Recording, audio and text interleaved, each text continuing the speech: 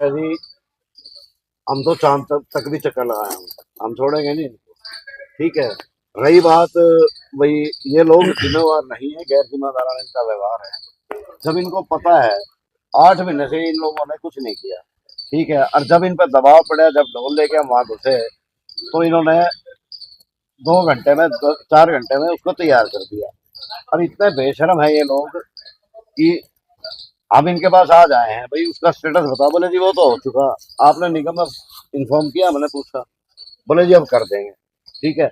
बताओ, इनको इन्फॉर्म करने में भी जोर आता है, जबकि ये 1.5-2 लाख रुपए देते हैं, गाड़ी घोड़ा मिला हुआ है सरकार से, ये पब्लिक का टैक्सी तो है जिसके मजे ले रहे हैं। इनको शर्म आनी चाहिए। तो प्रशांत, ऐसा लगता है कि अगर आज आप नहीं आते तो ये इन्फॉर्म क्या पता 10 दिन 15 दिन महीना भी नहीं करते। बिल्कुल। हाँ हाँ, इसमें कोई दो राय नहीं। जब नहीं आए थे तो 8 महीने से छोटा सा काम जो एक दिन में हो रहा है वो 8 महीने से नहीं हो रहा था। तो ये बात मान के चलो कि जिम्मेवारी तो बिल्कुल खत्म हो गई है, नेताओं की जिम्मेवारी बिल्कुल खत्म हो गई है और अधिकारियों की जिम्मेवारी बिल्कुल खत्म हो गई है। लापरवाही की हद है, एक्शन कोई होता नहीं है। तो अब तो यही, अब ये देखो ना कि इतना करने के बाद इनकी इतनी हिम्मत है कि अब तक इन्फॉर्म नहीं किया। मतलब इनकी बेशर्मी की या इनकी ये लगाओ कि जलालत की हद हो गई है इस मामले में। तो अब तो रास्ता यही निकलता है कि सीधा अधिकारियों को पकड़ो जो कंसर्न ऑफिसर है और उसको जलील करो आप, तभी बात होगी। उसके बावजूद भी यदि कोई एक आधा आदमी आएगा तो हो सकता है कि मामला दर्ज करा दे, उसको धमका दे। 100 तरीके हैं।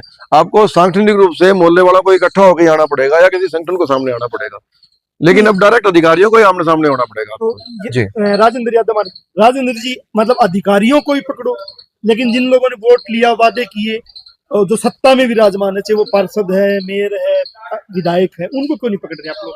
सर ऐसा है कि हम लोग तो क्या पकड़े, हम लोग तो उनका अगेंस्ट लड़ रहे हैं पहले से ही।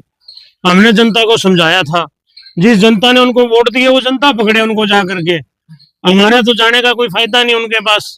हम तो बार बार उनको आगाह कर रहे हैं, उनकी जिम्मेवारियों का उनको एहसास करा रहे हैं, प्रशासनिक अधिकारियों को एहसास करा रहे हैं।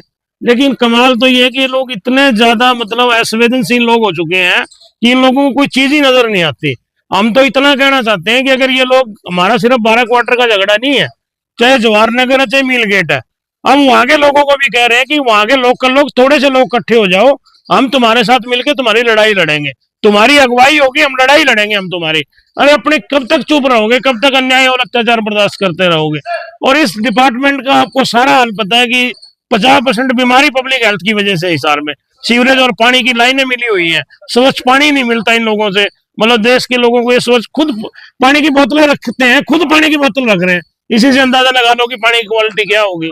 तो हमारी लड़ाई जो है वो हमेशा रहेगी जब तक हम हैं, और साथी भाई मिलके मोहल्ले वालों के साथ जिनकी लड़ाई है मिलकर के सार्वजनिक तौर से लड़ते रहे। तो मैंने वादा किया था जब आप नगर परिषद का मेंबर या चुनाव लड़ रहे थे, आप लगातार कह रहे थे कि जनता की लड़ाई लड़ेंगे, तो जनता उस तरीके से नहीं आ पा रही है, तो उन जनता को भी क्या कहना चाहोगे जो रोजाना उस समस्याओं से गुजरी है? देखो, हमने तो पहले भी बोला है कि आपको अपने हकों के लिए तो आना ही पड़ेगा। ठीक है, हम लोग लड़ रहे हैं, हम अपने जैसे जितना बन पाता है हम लोगों से हर विभाग से लड़ रहे हैं, हर समस्या के लिए लड़ रहे हैं। लेकिन जब जिस जगह पे 8 महीने से वो जो समस्या थी, 8 महीने से लोगों ने उस समस्या को झेलना ठीक समझा, उनको घर बैठे नेताओं को गालियां दे रहे हैं, घर बैठे उनको, जिसको भी अधिकारियों को गालियां दे रहे हैं। लेकिन वो लोग अगर सड़कों पे वो भी पहले से आ जाते तो 8 महीने उनको कोई परेशानियां ना झेलनी पड़ती।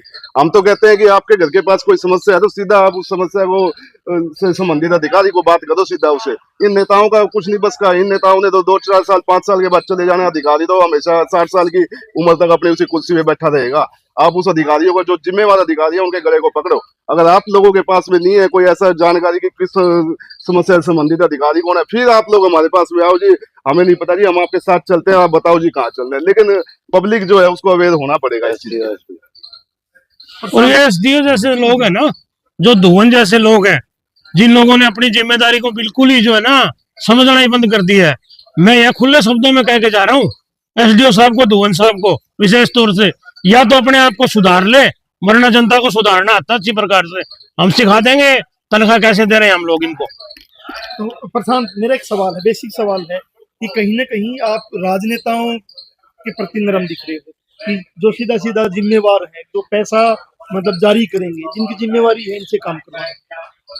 देखो, मैं राजनेताओं के आपके प्रति, नजदीक भी है, आपके घर के नजदीक ही कोई पार्षद मिल जाएगा, मेयर का मकान भी घर के नजदीक। मैं आपको बताऊं, 2 तरह की बातें हैं। मैं राजनेताओं के प्रति नरम नहीं हूँ, मुझे ये समझ आ गया कि उनकी कोई औकात ही नहीं बची है एमसी लेवल की। एमएलए तो बड़ी चौधरी है हिसार की, तो शायद आई नहीं है, जीतने के बाद कभी दिखी नहीं है। एमसी की कोई औकात नहीं है, जेई कुछ नहीं समझता एमसी को। अच्छा, जेई नहीं समझता वो एक अलग बात है, एमसी बीजेपी का है, बीजेपी के एमएलए नहीं मानेंगे क्योंकि कमीशन का मामला है, ऊपर मंत्री नहीं मानेगा, मुख्यमंत्री नहीं मानेगा, तो उसको बेचारे को पार्टी में रहना है। तो आप उससे तो बिल्कुल भी उम्मीद ना करो। जितने भी राजनीतिक लोग हैं वो जनता के प्रतिनिधि नहीं है, असल में तो वो पार्टी के प्रतिनिधि है। आपको ये बात समझनी पड़ेगी, पार्टी के प्रतिनिधि से क्या उम्मीद करोगे आप? तो क्लियर है कि आप सीधे अधिकारी को पकड़ो, इसको आप सस्पेंड करा सकते हो, इसको आप पकड़ के जलील कर सकते हो, इनमें फिर भी थोड़ी बहुत इज्जत, ये बुरा मान लेते हैं। आप एमसी को तो पकड़ के थप्पड़ मार लो, कोई बात नहीं, जाके मुंह धो के दोबारा आ जाएगा वो। तो राजनेताओं के मामले में आप उम्मीद आपको छोड़नी पड़ेगी। दूसरी बात यह कि आजकल राजनेता वोट लेके नहीं जीत के आते हैं, वो 100 तरह की मैनिपुलेशन है, उससे जीत के आ रहे हैं। उनको पता है यार, ना दो वोट। कितने सारे एमसी आपके दोबारा वो बन गए जिनको लोगों में बहुत ज्यादा विरोध था, एमएलए दोबारा बन गए जिनका बहुत ज्यादा विरोध था। तो आपको उनको तो ये डर खत्म हो गया है कि वोट आएंगे कि नहीं आएंगे। और अधिकारियों को कोई इतना ज्यादा बेशर्मी हो गई है कि उनको समझ नहीं आई। तो अल्टीमेटली मामला सीधा सा है कि आपको डायरेक्ट अधिकारियों के सामने होना पड़ेगा, आपको राजनेताओं को पीछे निकालना ही पड़ेगा।